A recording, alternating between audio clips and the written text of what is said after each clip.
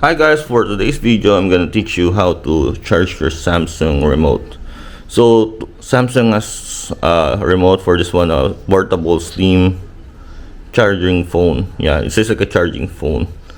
So it's a solar. Sometimes you just have to put it here and then wait for the sunlight to be charged.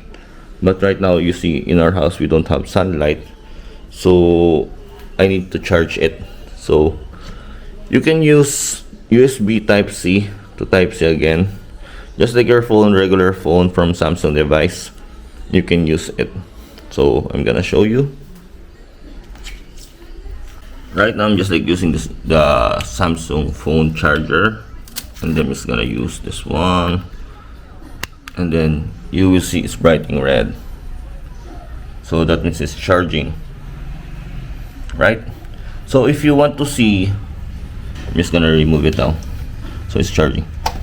If you want to see how much, you see the remote charging. So if you want to see how much battery percentage you have on your Samsung device, you're gonna put it here in the connected device. No, setting,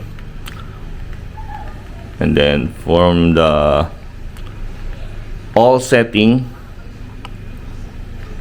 picture, sound, connection, go to general and privacy, like there, and then power and saving energy.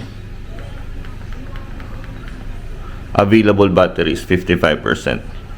So that's how you check your Samsung remote battery. Okay, thank you for watching.